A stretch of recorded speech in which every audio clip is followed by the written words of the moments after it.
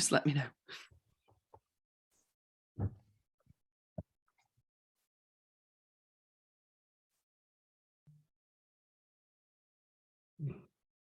All right, everybody, good morning. We're going to go ahead and get started. So this is Kaustubh Jagtap, or KJ, and I am the Director of Product Marketing at SafeBreach. I wanted to thank you all for taking the time to attend our virtual roundtable today. Before we get started, I just wanted to remind everyone of a few housekeeping items. Just a reminder that this event is being recorded, and the recording will be shared with all the registrants and the attendees after the virtual roundtable is complete. At any given point of time, if you have any questions about the session, or if you want to ask any questions to the panelists, please use the Q&A function at the bottom of your Zoom screens, because this is a Zoom webinar. Please use the Q&A function at the bottom of your Zoom screens to submit your questions, and we will go ahead and answer them towards the end. With that being said, let's go ahead and get started. Before we do that, do we have Jenny, Tomer? Can you guys hear me properly? Yes. Yes. Great. Awesome. Okay. Thank you. With that being said, let's go ahead and get started. So today's roundtable is being hosted by Jenny Radcliffe, the host of the award-winning podcast, The Human Factor. Jenny is known as a people hacker and is a world-renowned social engineer and a professional con artist. That's what she says she is. She specializes in the human element of security and hosts numerous podcasts, panels, and webinars across the country, across the security industry and beyond. She's a sought-after keynote speaker, and she has won several industry awards and was inducted into the InfoSec Hall of Fame. She will be hosting today's virtual roundtable session, which focuses on the evolution of cyber warfare in the 21st century. With that being said, over to you, Jenny. Thank you, KJ, and welcome everyone to this SafeBreach virtual roundtable. We are talking today about cyber warfare in the 21st century. Cyber warfare quickly evolving into a powerful weapon being used to carry out hostile activities of nation states and APT, advanced persistent threat groups. These activities are not only directed at foreign powers deemed hostile, but also at the corporations within these nations that are responsible for critical infrastructure and economic stability.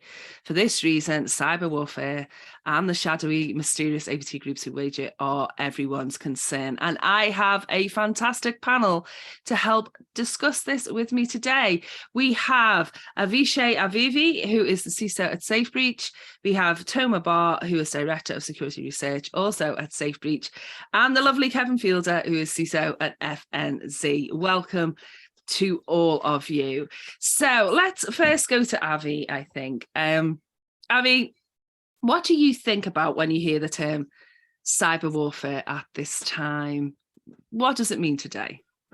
Well, that's an interesting question. I think one of the things that we've seen obviously is when you talk about cyber warfare, you usually think nation states, right? And cyber obviously having that warfare occur over cyber. And when you kind of peel that a little bit further, cyber warfare is very different than conventional warfare. It doesn't operate with the same borders. It doesn't have the same characteristics that you have with normal conventional, let's call it kinetic warfare, where one country may launch an assault either through ground forces or air forces, and you can easily attribute the attack to the source. Mm-hmm.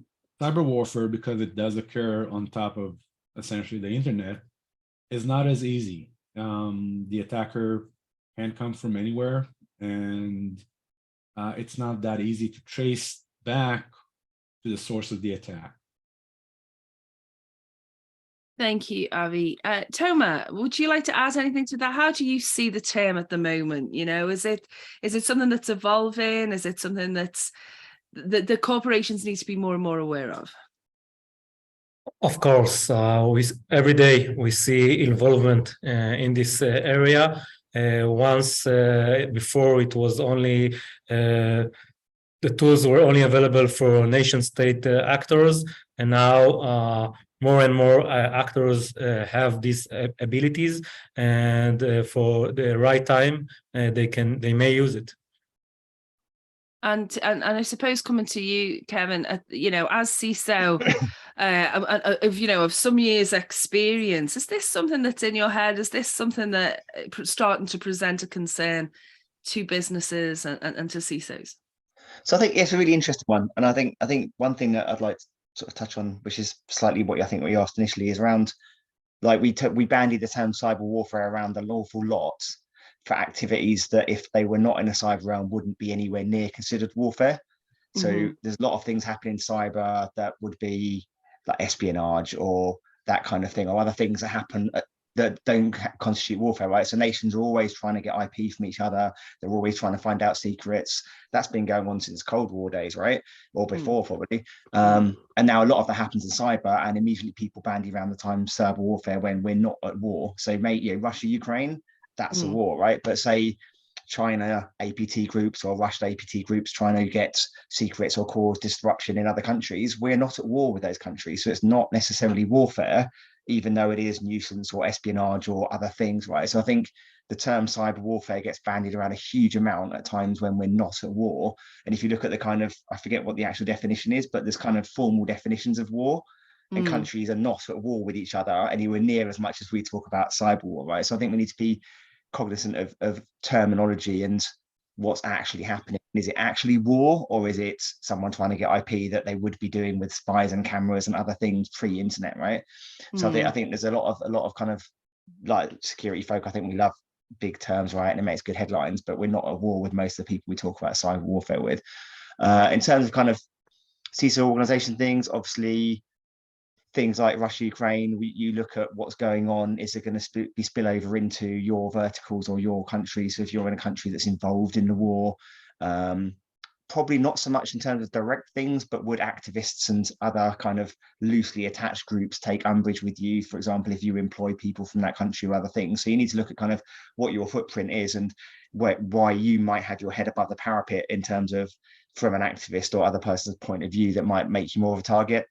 And I think with anything, when there's a heightened risk, right, you look for what the IOCs are, indicator compromise, people are kind of not familiar. So you look for kind of what tools are being used, what tactics are being used by within the kind of the war, in inverted commas, and then you make sure you're doing your best to look out for those and block those and find those proactively within your organization.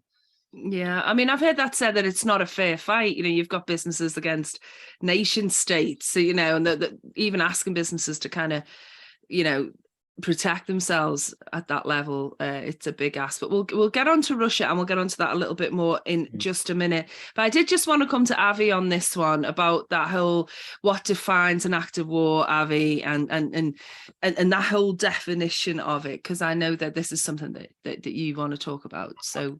Right. I mean, at what point, and it's actually straight to Kevin's point, is at what point do you actually say that a particular cyber attack constitutes an act of war? I mean, we've had a couple of situations where it was clear that, for example, Iran was attacking another nation, and they said, well, that constitutes an act of war.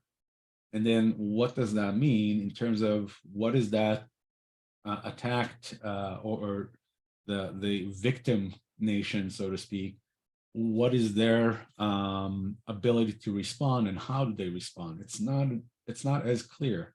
No. So the question is, to me, the main thing is, if as I said earlier, the main difference between conventional warfare and cyber warfare is typically it's not kinetic, right? There's no missiles, there's no physical damage, supposedly. However, a cyber attack can actually cross that threshold and become a kinetic attack. And an example for that is just a very simple example is the Colonial Pipeline incident.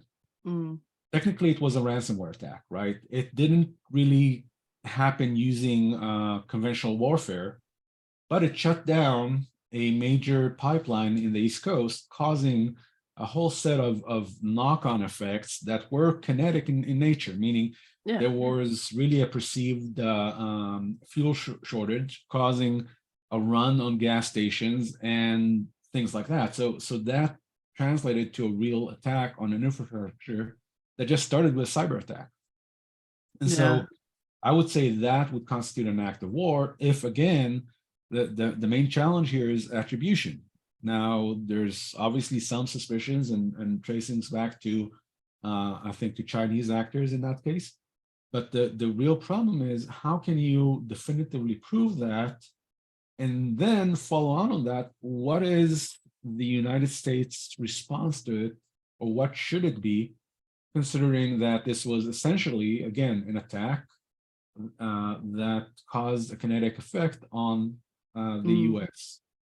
Yeah, I totally agree with Avishai. I think about what will happen if the same group will target not a gas station, hospitals.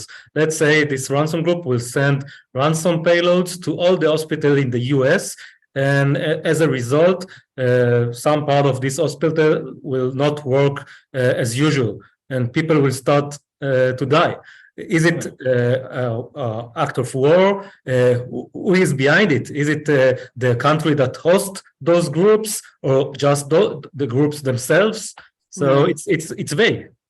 And it gives everybody plausible deniability. I mean, I guess, Kev, we saw it in WannaCry, didn't we? There were people kind of died in ambulances and things because of the confusion.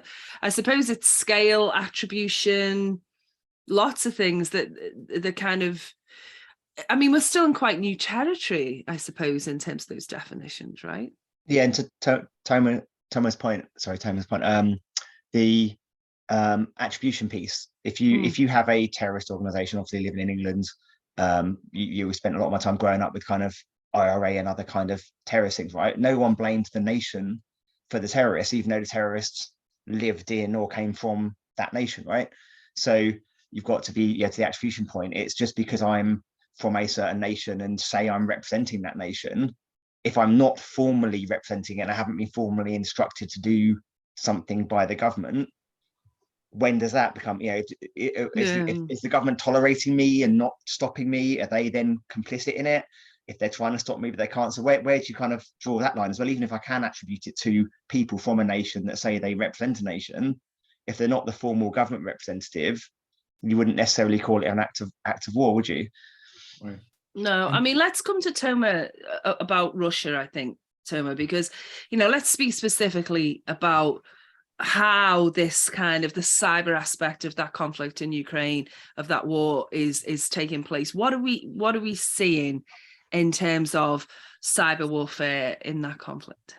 Okay, so this conflict is truly accelerator of different phenomena. So for once, the criminal groups, the ransom groups, were including people from both sides of this conflict. So Ukrainians and Russians, and so the Ukrainian people disclosed the source code and the people that were involved from the Russian side. So we see this is from one aspect, and other aspect is that some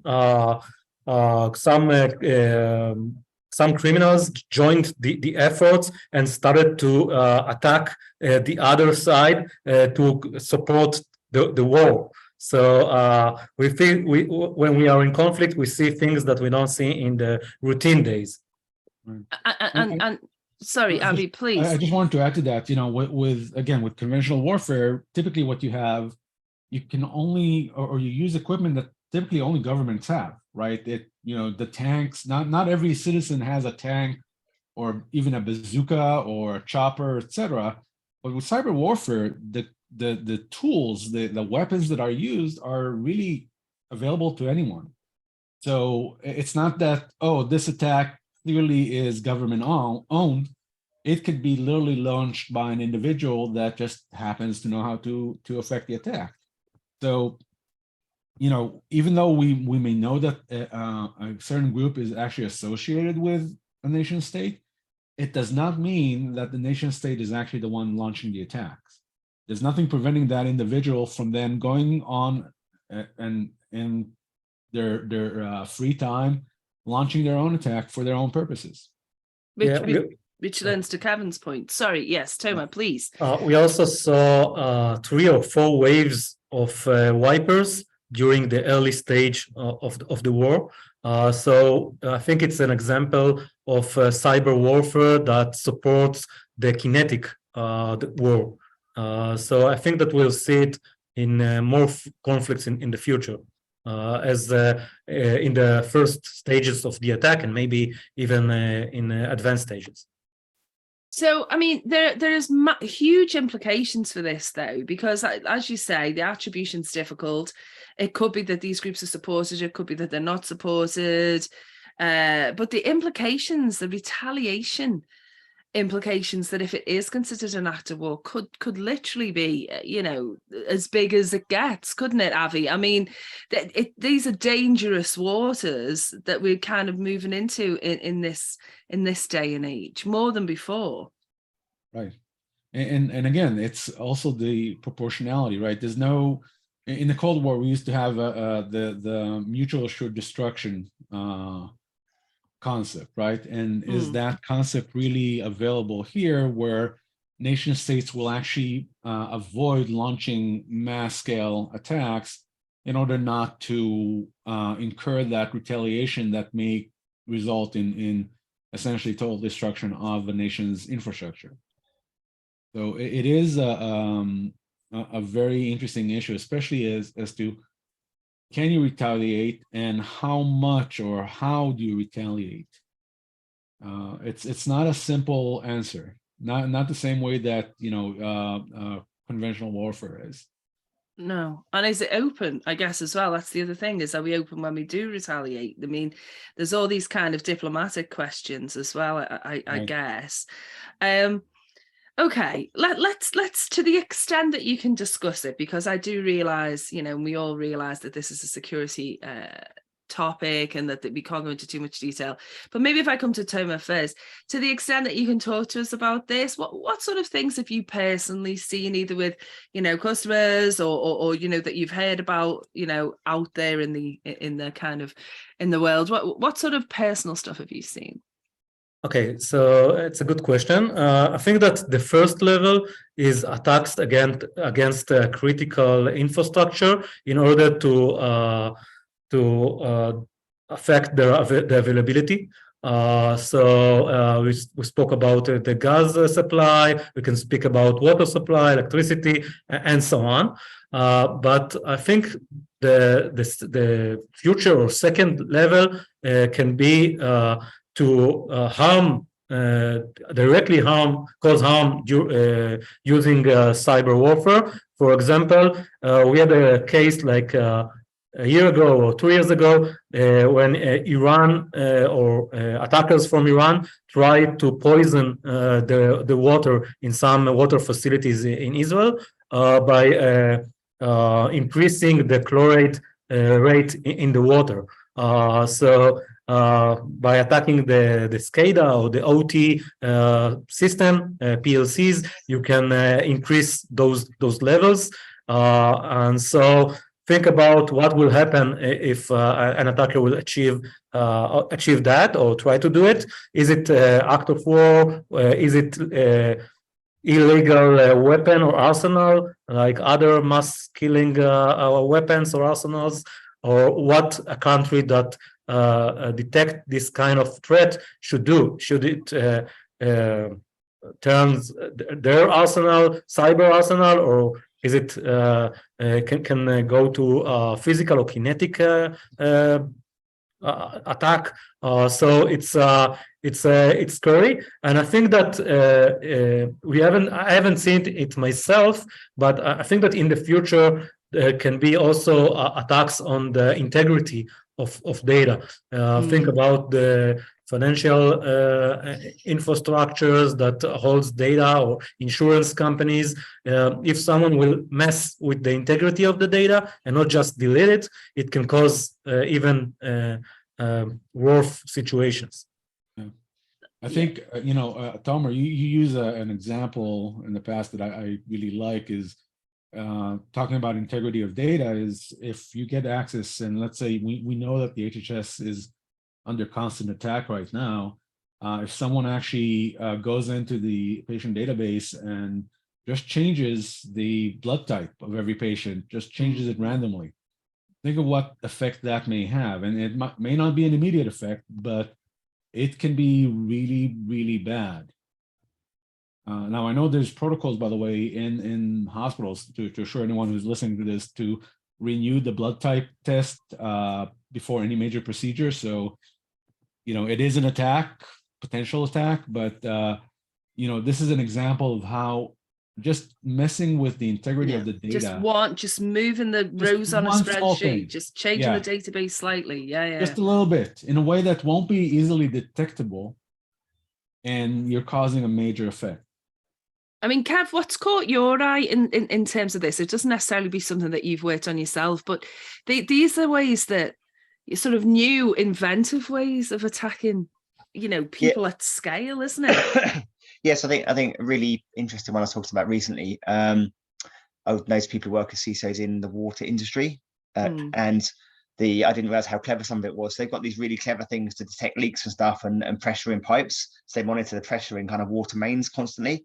So one of the attacks they would be concerned about is, for example, you could in London, if you got hold of the could change the data, make the system think the water pressure was too low, and therefore it would increase the pressure, and you could theoretically burst water mains across London, for example. Whoa. So there's things like that. So I think we have to look at they wouldn't necessarily be the only thing, but I think things like looking at national grids, water supplies, those kind of things, especially in big cities, it's a bit like a DDoS attack. You could use that to cause disruption as part of your blended attack. I think there's two ways. For me, there's two ways nations would use cyber outside of kind of espionage and trying to steal stuff or whatever. One is as a way of not going kinetic. So I read an interesting book that's actually called Cyber War Will Not Take Place. It's a little bit old now, but it's quite interesting. And they were talking about the fact that actually in some ways cyber can be a way for nations to get out. So you can do a cyber response without having to go kinetic. So you can actually use it as a way to appease yourself and your military and your nation. Say, hey, nation X did some stuff to us, we did some stuff back. We're even now. It's but without having to go kinetic, so you can muck about with a few things, or at least not immediate kinetic. To Avi's point, you could knock a couple of city blocks off the power for a few hours, or whatever else. Doesn't cause too much major harm. Hospitals will probably fall over to backup power and things. So there's not a massive destruction like a kinetic attack would do, but you've had a response. So in some ways, you can use it to enable you where nations have a bit of friction, but don't really want to go to war. They can have a little bit of tit for tat cyber stuff that allows you to have had your response and said, hey, look, we've rattled our sabers, we're strong, without going full weapons. And the other one is kind of looking at what they're doing in the Ukraine and what you do probably everywhere else, which is blended. So in the same ways, you don't often see a war that is just troops or just boats or just air force. It's blended, right? They use all sorts of things. I think cyber becomes part of that blend. So it'll be part of how do we impact supplies. So if you've got people bringing oil and fuel to their military, and you can disrupt fuel supplies, you can disrupt the military. If you cause loads of havoc at home with water supplies and power, you can impact the nation's kind of will to go to war, right? Because if it's already impacting us all without loads of people dying, I'm going to be less supportive of the war because it's causing me loads of problems. So I think you'll see it increasingly as part of that blended approach where you'll cause disruption and harm and impact supply routes and possibly try to put false information in there. And especially for things like, I guess, it's, what's it called? Propaganda stuff as well. It makes spreading propaganda and stuff really simple as well, right? So we've seen an awful lot of meddling with cyber things and with social media and stuff as well. So I think it'll be part of that blended hearts and minds causing disruption thing, but it probably wouldn't be the only thing you'd use if you actually were at war.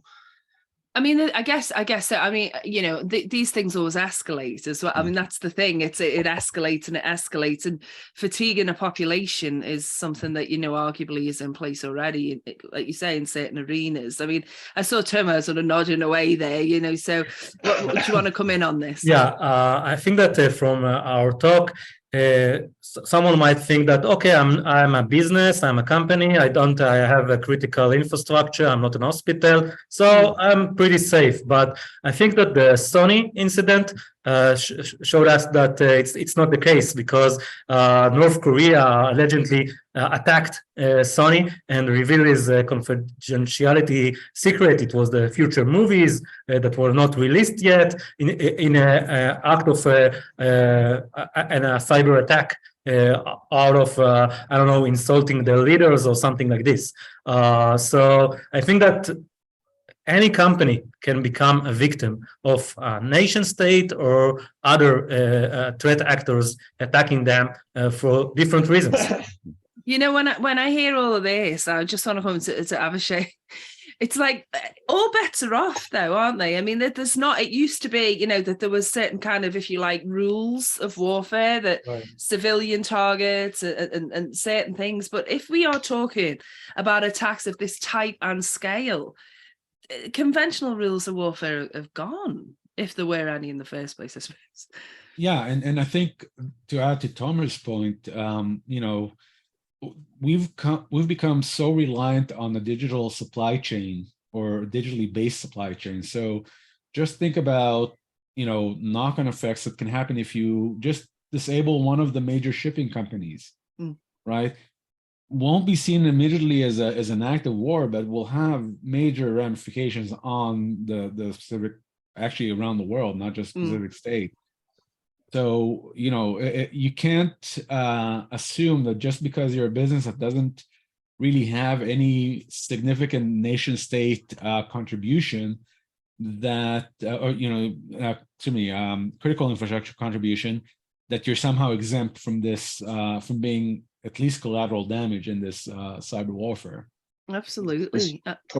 Sorry, Kev. Go on. So to say, there's probably quite a few kind of not quite CNI kind of companies as well that cause huge impact. And to Avi's point, as you get kind of more and more digitally integrated, so I know quite a few years ago now, I worked at WellPay for a while, their online payment provider, and at the time we were about half the UK high street. So if you knocked that company out or their data centers out or whatever, suddenly half the UK high street couldn't take payments. No, which is quite big. And you know, as time goes by, we're more and more cashless and more card only, right? So if you get to a point when you're cashless and then you knock out half or 2/3 of the high street, how do people buy stuff? and then All those and kind of it's things, not yeah. long. It's not long before you start to get like societal breakdown when that type of thing happens, isn't it? I mean, because it is so fundamental, Avi. Yeah, and just recently, I mean, what essentially I still think was a prank, where someone on Twitter pretended they were a verified account of Eli Lilly, posted that you know, they decided to make insulin free, and the company stock dropped by about 5% that day. And again, for a prank, that's massive damage. It's ambitious. And think about what that can do if there was actual malicious intent behind it. So look, let's talk a little bit about what businesses can do, what CISOs, what security professionals can do in this new climate. And I guess that, you know, the first thing that I'd sort of go to is, you know, there are challenges here. I'll go to Kevin first before I come up to you guys again. But how can CISOs, how can security teams start to prepare to kind of do business in a world with these type of threats, Kev? So I think this is where a lot of the kind of focus of operational resilience comes in. So it's not just kind of, you know, cyber on its own, right? It's how does your organization be as resilient as possible? So you can carry on, you know, you all know what resilience means, right? But if a data center fails at a broad stroke, you've got other data centers or other cloud providers. You know, any one system falls over, you can carry on and things like that. So we are working remotely, whatever else. So I think it's not just the kind of, there's the security stuff and understanding what the, you know, the indicators of compromise and tools and tactics that are being used are, and doing your best to prevent the stuff you know about. Obviously, there's always going to be a lot of stuff we don't know about, but you can at least be as cognizant as possible. Look at guidance from the NCSC and other kind of government centers on what they advise as well. So kind of build that really strong security program and have threat hunting and teams looking for things that are known out there in the wild to make sure you can spot those and prevent those. But then just to build that resilience, right? So when there's things that you don't know and systems go offline, you have fail back ways of working. You can, you know, restore systems, you know, right down to the point of, can you work for a few days on paper, right? Does your organization have a fallback that means, we can continue to do some processing without the IT systems for a short period? So it's that resilience piece I think is really important. And you'll see that, I think, from kind of regulators. I know the kind of in the UK, the financial regulators are really big on what's your kind of resilience program look like now, as well as just security stuff. So the broader organizational operational resilience piece, I think, becomes much, much more important. Yeah, and I mean, I just think on that, just to, because do you think that the government, I'm sort of speaking about the UK here, and I'm going to come up to the other two panelists, the two gentlemen, in a minute about that first question. But do you think the UK government, because they speak about a holistic approach, do you think they're expecting businesses to kind of look after themselves in that way, Kevin? Because it sort of feels a bit like they're saying it's a holistic approach. That means it's your problem. I think it's because they can't do everything, right? And if they did, we wouldn't want that. If they started telling everyone what they have to do and how to do it, and trying to put government monitoring and security into organizations and stuff, that's not going to fly either. So I think it is, it's probably a bit of a sort of marketing word, but the holistic approach where nations will do what they can. I'm sure they're doing an awful lot of stuff behind the scenes to prevent stuff and stop things at the nation state level as well, right? But fundamentally, it's the same as, when you run a shop. And back in the days when there was no IT stuff and people would come in and try and rob you and do kind of your specialty of distraction to nick money out the till and whatever else, right? You do what you can to prepare for that. So as an organization, if you're on the internet, bad things will happen. And it's not just nation statey stuff, as I think one of the others alluded to earlier. It soon becomes what's in there for everyone else. So the downside of IT security stuff is as soon as I've used a weapon or a tool or a tactic, it very quickly becomes normal. So what's nation state this month is kind of script kiddie in 6 months time, right? Because it gets out there and then everyone's got access to it. People will put it into tools and script it up for you. You don't even have to know how to run it necessarily. So you have to just be aware of the fact that all of these nation state things actually are just going to be normal in a few months. So build that resilient infrastructure, build that, your whatever, zero trust, adaptive security, all of those good things that don't rely on you knowing exactly what's going to happen. They rely on you doing your best to only allow the right things to happen. So you don't necessarily have to know all the wrong things. You just know what's right and try to only prevent what's right to happen in your systems. Yeah, I think that those are very good points. And just don't forget to our audience that you can put questions in the Q&A. We're going to get to those questions in just a few minutes, and you can ask all of our panelists those questions. Coming to Avi though now, what are the challenges, do you think, in terms of that? I mean, bearing in mind what Kevin said, right? Where are the gaps that are typically exist in organizations? So to build on what Kevin said, I think that we see that a lot of companies can just practice basic cyber hygiene.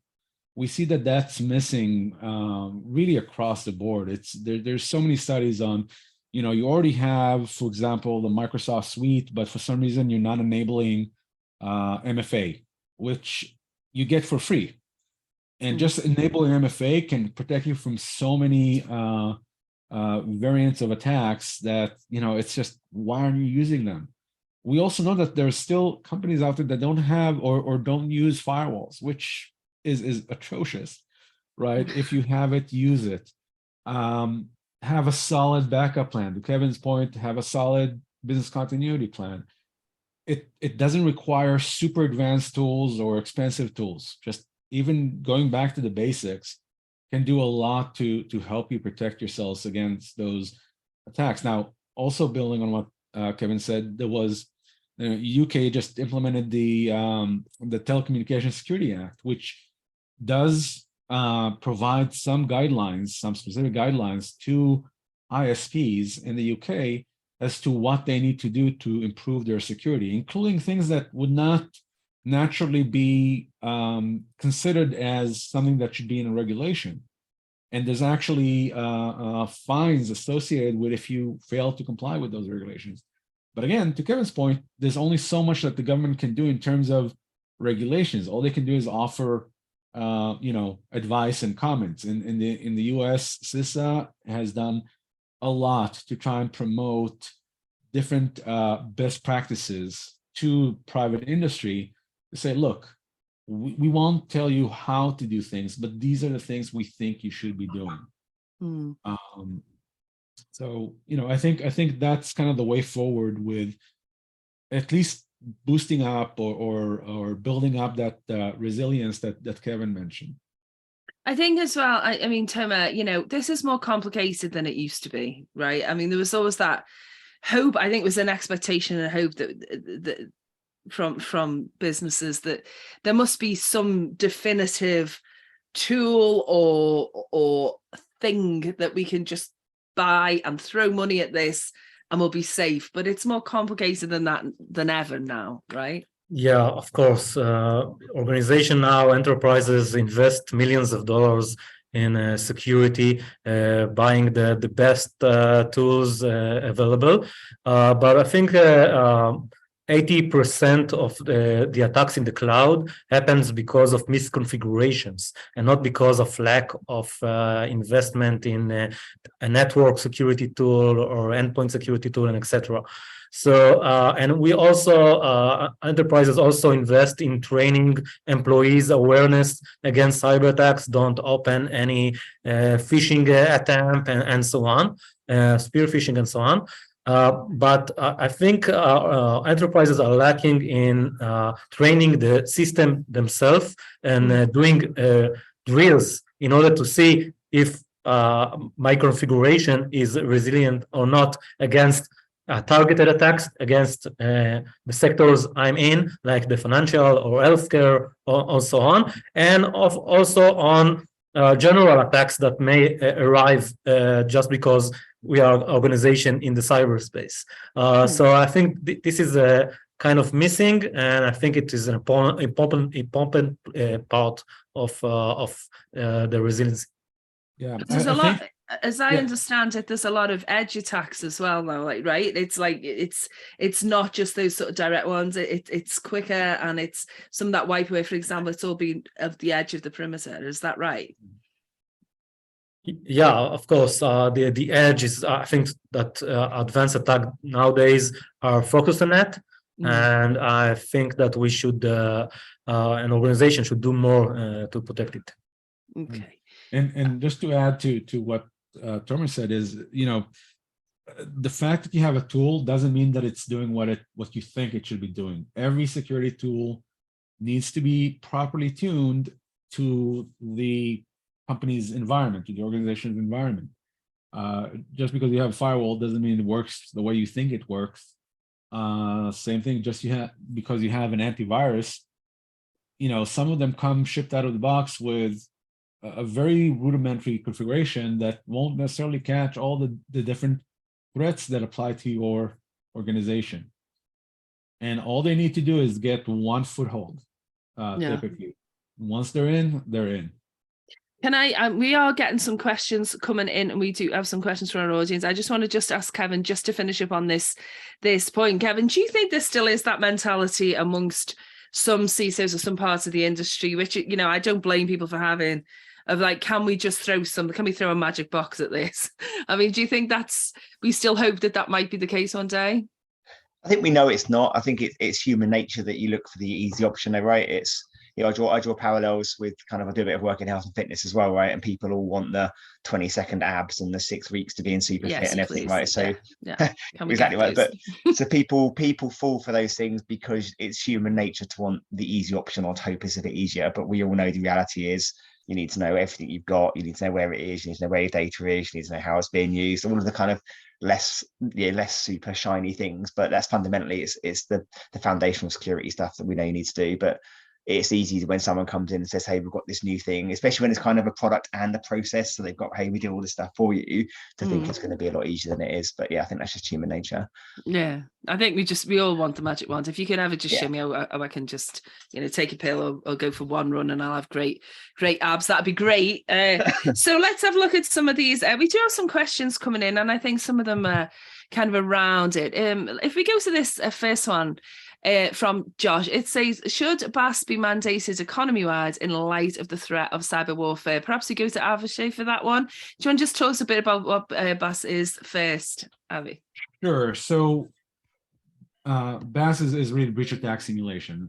That's the acronym. Now, the other way that I've seen it referred to is really adversary simulation, or really just that, being able to simulate what an adversary would do, and that by that test your defenses. Mm. So, the short answer to that is, again, to the extent possible, I would say so, right? Because if you think about it, again, going back to the UK Telecommunications Security Act, they actually say you have to use adversarial simulation or breach attack simulation. You have to validate your controls. CISA at this point in the US has just recommended it. They're not saying you have to, but they're saying, for some of the recent advisories that they put out, they literally put as part of the steps to mitigate and potentially remediate an issue is test your controls using adversarial simulation. Mm-hmm. So should it be, in full disclosure, we are a BAS vendor. We would love to see everybody using it, but I would go one step beyond that. I don't care what vendor you use. Obviously, I have my preferences, but make sure you test your defenses, because that's the best way of telling whether or not you're resilient to an attack. Yeah, I mean, Toma, I think, notwithstanding Avi's points there, which are great on this, and I think that's a very fair statement to make, Avi. But they're talking about, can we test it economy wide? I mean, can we test this on a bigger scale? Is that possible, really, to simulate an adversarial attack at scale, or is it always going to be down to individual companies, businesses, teams? Yeah, I totally believe that we can do it on scale, and not just that, we should do it in a cadence. So just one test is not enough. It's like automatic pen test. But if we were able to do it once a week, once a month, every night, I think that will be a game changer. Yeah. I mean, Kev, do you do that? Would you advocate these huge adversarial simulations? So I think that they're good, but you have to kind of work on everything else you've got on your plate as well, right? So yes, it's great to do these often, but if your security team's then spending their whole time dealing with this, they're not necessarily doing the improvements off the back of it. So yes, I think it's good learning, and obviously how you do it in a realistic manner without causing any impact, right? So if there's no impact at all, it basically becomes like a tabletop exercise. If there is impact, then is your business comfortable with accepting that risk of impact? So I think there's quite a lot of things to it, but like when you do red teams, whatever else, right? They often have kind of some rules around what they can and can't do. So it's semi-realistic, but not fully realistic, right? So they don't end up bringing your whole business down. Yes. So I think, it's how you make them as realistic as possible without bringing your business down, and how you select a cadence that says, hey, we'll learn from this, implement improvements, do it again to see if our improvements have improved the outcome. A bit like with the red team, right? If you do like 3 or 4 red teams in a year, it's totally pointless because you can't fix anything. You just keep finding the same, spending loads of money and time finding the same things. If you do one and then have a remediation plan, and then 12, 18 months later, when you've done a load of improvements, do another one and see how much you've improved, that can be a real learning and improvement cycle. So I think it's just working all those kind of things out so that you can get the most of it out of it, but not impact your ability to deliver your security program or impact your business ability to deliver its mission and everything else. Yeah. See Avi nodding, Avi. And I would say, I see different governments moving towards trying to help the private sector with that. So I know in Israel there's an initiative now where the government will help do testing. And in the US you have CISA that has literally, it's called the cyber hygiene program, where you give them your IP range. They of course validate that it's yours, and they will scan your network on I think it's a weekly basis. I could be wrong, might be on monthly basis, but they do it for free. It's a free service. So it's one of those where if it's free, why not do it?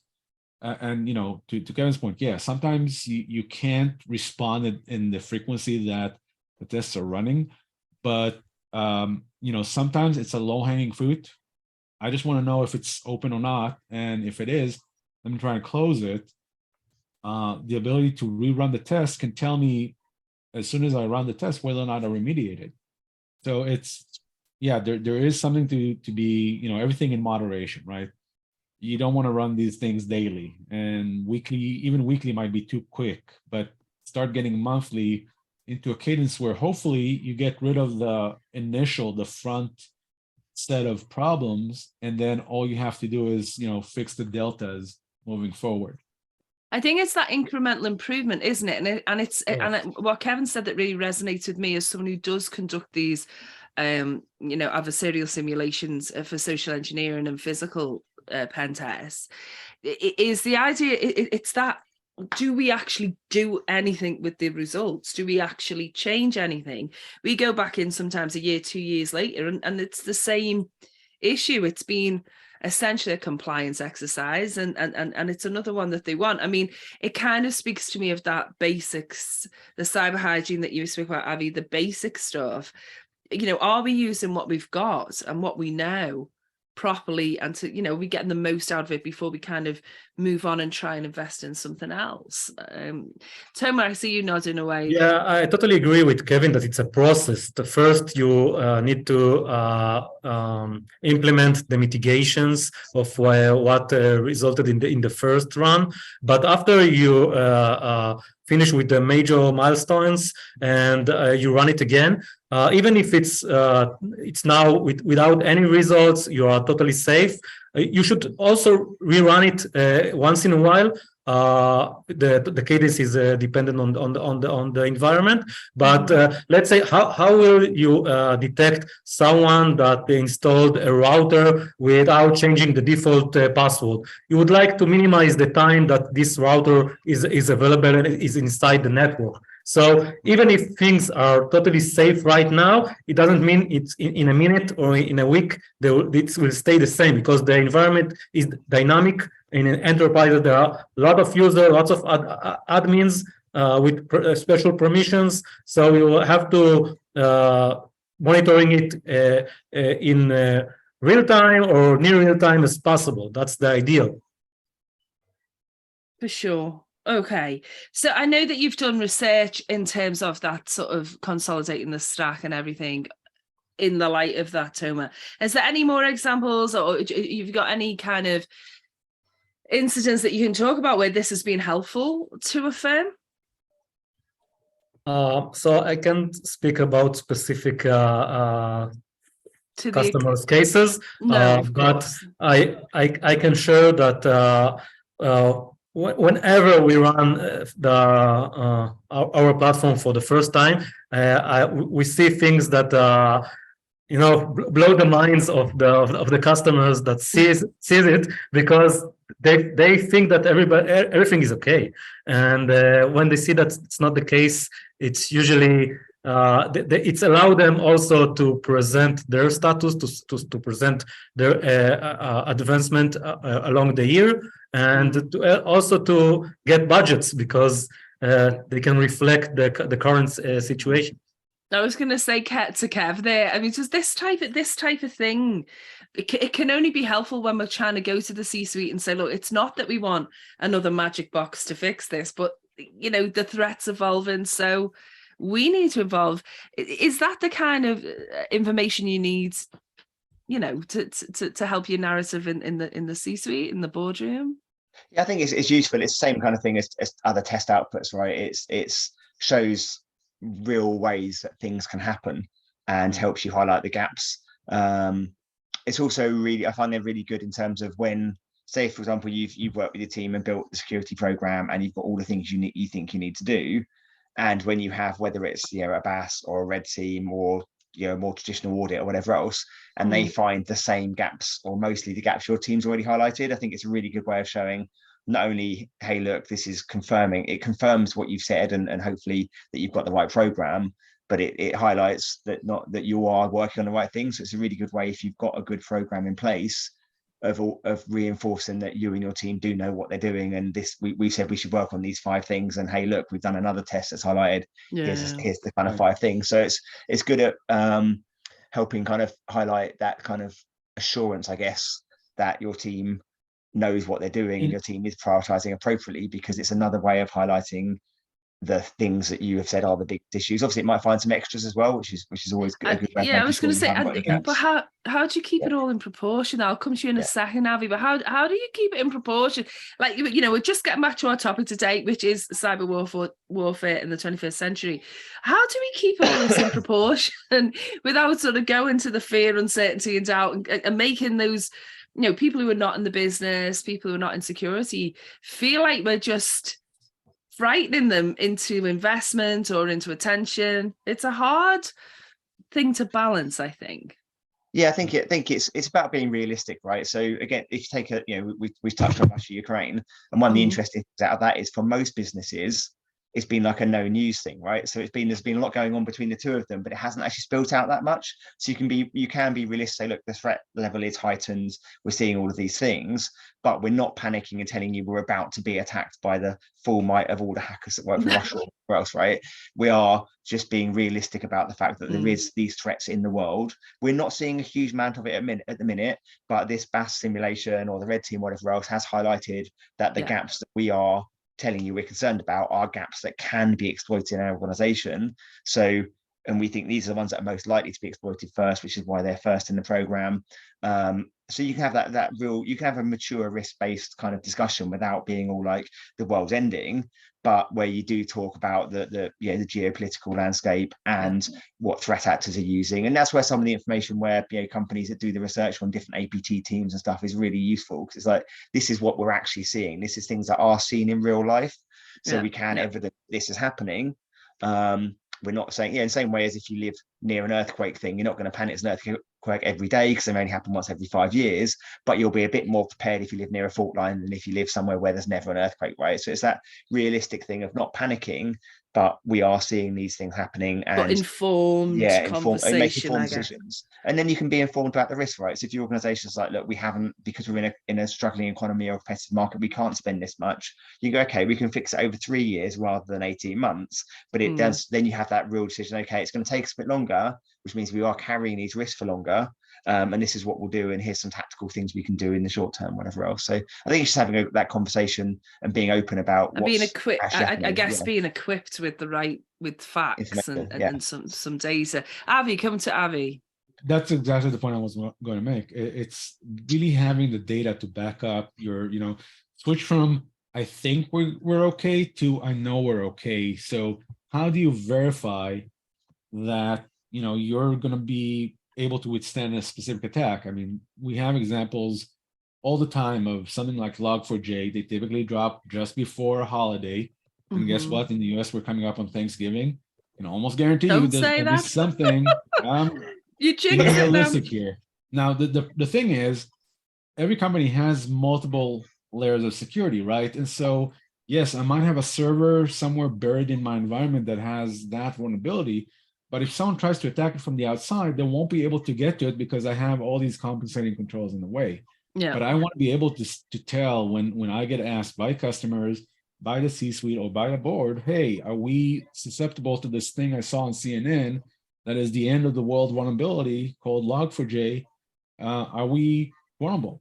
And as a CISO, I want to have the confidence and the data to back it up to say, we tested it, we're aware of some servers that need to be patched, but overall, our environment is resilient to that specific attack. Well, we are rapidly running out of time, and I am going to come to all of our panelists for some final thoughts in a minute, but I just want to take one more question that came up in the Q&A, and maybe we'll go to Toma first on this one and then see what Avi and Kevin want to say. But question's great, and it is, could cyber war ever challenge other avenues of war? So, for example, would a cyber division, Toma, ever rival the importance of infantry? What's your thoughts on that? Is cyber going to replace all the other things, or maybe what we label kinetic, land, sea, air? Where's this going? I don't think personally that it's going to replace it, but I think it's going to be a part of the arsenal of countries, and I think that we should analyze future cases to see how countries react. But for my opinion, it's going to be here and stays here for a long time. And So to conclude, I don't think it's going to replace it, but I think it will be a major part of it. Avi, coming to you on that one, because I Yeah. know this is always your I mean, as an point. example, I think some example is that it's actually in some cases replaced function. So PSYOPs, right? The notion in the past we used to drop leaflets using airplanes over places we wanted to thaw some civil discontent. We don't need those leaflets anymore. We have a much more direct route, much more insidious in that we turn on a botnet that just starts spreading the news on social networks. Even this is so important to me, because when we talk about attribution, that whole idea of, like, you said the word insidious, and that's the thing for me. This is this whole other angle, that PSYOPs angle. You don't need to attribute because it's done so clandestine. Right.